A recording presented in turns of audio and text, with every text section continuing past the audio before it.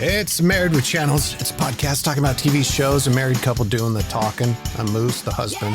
I'm Jody, the wife. We're married to each other. Yep. Watch TV shows and movies. Coming up as we get closer to the, I almost said Olympics. Ugh. I meant to say Oscars. Sorry. We'll have a little bit of Oscar special. Guest Leonardo DiCaprio, Jennifer Lawrence, Jack Nicholson's ghost, because I'm thinking he's dead or something. You don't hear from him anymore. What? No. But we will have a little Oscar thingy. For us who are non-award show people. But we're going to do that anyway. We will both wear tuxedos. Ooh, but that's fun. That's still a ways away. In the meantime, let's talk about Book of Boba Fett. Yep. Yeah. By the way, I'm playing the theme song. Is it me or does it just sound too much like Mandalorian? I know it's because it's literally the same composer. But I think we could do something different here. Honestly, I don't think I paid any attention to that. Yeah. As I'm viewing. Sorry. That's just me. I mean, it has like kind of a Clint Eastwood spaghetti Western vibe to it. But anyway, I don't want to harp too much on that. I just feel like it's a little too close to the Mandalorian theme. I guess I didn't even pay attention to that. So we're talking just about episode 7, season finale, the Book of Boba Fett, In the Name of Honor. Yeah. The season is finally over. Yeah. And what a ride of mediocrity. Yeah, I was wondering where you were going to go with that. What a ride of just Yeah, I feel like they missed the mark and an opportunity here. And I think a couple things played into that, kind of some corporate capitalizing on a previous success, like you mentioned before. And I felt let down and disappointed. I think my biggest gripe, I've been pretty vocal, is, the 2 episodes that were not Boba Fett related. Right. At all. Yeah. I mean, barely. Yeah. And those feelings were justified. I've seen, or validated, I should say, when I saw a couple reviews essentially say the same thing. But that's not the only reason why the Book of Boba Fett was bad. Yeah. I should say the episode that ended it was decent. Yeah, it was okay. At least the action was good paced, and I mean, it kind of dragged in parts, but overall, I think episode 7 of Book of Boba Fett was fine. I think as far as all the episodes this season, it's not the worst. No, it's not. I don't know.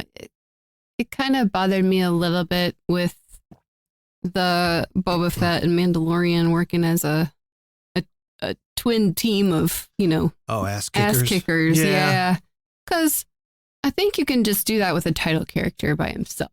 Like, well, I think he could be there as supporting, but I don't know. It's just more of the Mandalorian show. So, I think the issue I had is they had that one scene where they were both flaring up in their jetpacks, blasting from the sky. And I'm like, why don't you just do that the whole way? Right. Just stay up in the sky and just keep moving. Nobody's going to shoot you. Yeah. I mean, they could, but it seemed like you got things handled up there. Stay up there. Right. Why are you coming down onto the earth? Yeah. I mean, isn't that basic kind of combat rules? Like if you are up on higher ground, you just have the better vantage point, right? Yeah. For firing and oncoming firing or incoming firing. Yeah, it's chapter 5 in The Art of War. Everybody knows this. I don't know. I'm just saying. But the episode was fine. I do think there was some stuff they did that was good. That was like, why didn't you do this before? And I'll play the audio clip here. It's when he had his showdown with Cad Bane. Mm-hmm. The blue guy. Yeah. Yeah, here they are squaring off in the street after all the big fighting has essentially ceased. Clear out. Take your hoodlum gang with you. I've known you a long time, Bobo. One thing I can't figure. What's your angle? This is my city. These are my people. I will not abandon them. like the Tuscans. Don't toy with me. I'm not a little boy any longer. And you are an old man. I'm still faster than you. That may be. But I have armor. Let's find out. What do you mean find out? And then he blasts him. He kills him. What do you mean let's find out? He's wearing it. You can see it. But anyway, back to my main point. Like the Cad Bane thing in this episode, we've established that they know each other. Mm-hmm. There's a past there. Mm-hmm. Why not have that kind of peppered in throughout the season to build to this? This just seemed kind of like wedged in there. Like, Yeah. hey, they got a history and they're going to duke it out. But there's no, like, it would land and impact more if we had that history of them together. Maybe maybe he was a mentor to Boba back in the day. Maybe that script got dumped for more of the Mindo and Yeah. Grogu show. And that very well could have been. And that's one of the faults and problems of this show is they didn't really, if they had a plan, somebody tinkered with it and threw it out. And also, as a whole, in the general, this show is kind of showing me like the Boba Fett show, that should have happened 20 years ago. Mm-hmm. Like that's when that would have been cool. Because Boba Fett, he's always been cool, but the actor's kind of old. I don't know. I liked this story. I liked the beginning of how this started I out. did too, but I was vested in that story, and I think this should have been done 20 years ago. Well, I don't know about that. I think they should have stayed on task and on target here with the story that you're trying to tell. If they would have, yeah, I probably wouldn't feel that way as much, but I don't know. It's like, what stories are we trying to tell? There's a lot of missed opportunity. Shit, I think the more interesting story, honestly, is Fennec Shan. I mean, she's like, what's her story? Where does she come from? I mean, I'm sure they've alluded to it or mentioned it even, and maybe I just missed it or forgot. But Christ, she takes out like all the leadership in a matter of 30 seconds at the end of this episode. Yeah, like how she gets to be such a good, sharpshooter assassin from a sniper style. Yeah. She's a sniper. She's a hand-to-hand whiz. Sure. She's methodical, intelligent, well, resilient. I think there's something there. I'm more interested in that story now. Yeah, but then they'll bring in CGI Luke and Grogu. I know, yeah. Were you a little surprised Grogu decided to go get back with Mando? A little, yeah. Yeah, me too. I thought maybe he was just stopping in to say hi and be like, okay, this is my last goodbye. Bye. I don't know. I mean, but he wasn't. Luke told him. Yeah. He gave him an ultimatum. I guess it means we won't see any more CGI Luke. Which, theoretically. Fine. Okay. Until the Fennec Shan show starts. So I don't feel, I don't know why the shows like this feel the need to stick like everything that they can that can connect to, the Clone Wars and this series and that show and this thing and that thing from, it's like, you don't have to put so much into it. I think it's because that's what the Star Wars fans expect.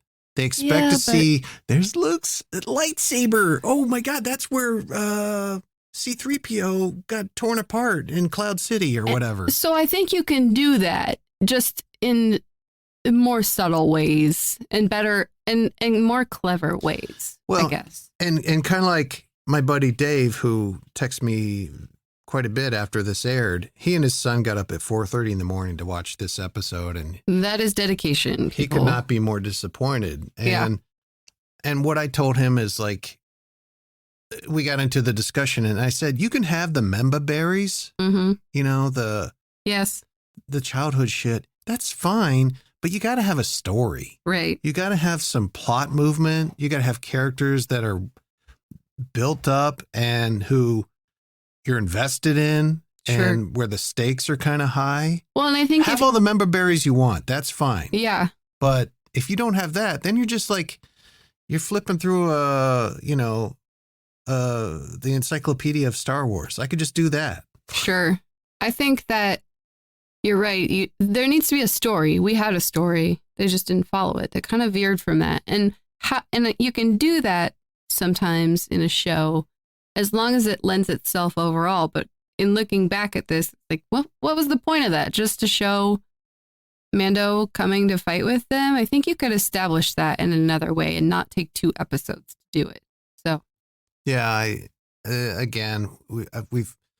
I've beaten this point 1,000 times. I It know. just screams that somebody at Disney's like, you got to put Mando in there. You yeah, got to have Grogu. the fans want more. You got to give the fans what they want, No, or not they'll fans. turn on you. Merchandise. Well, that too, but they can say like, well, the public loves them. Mhm.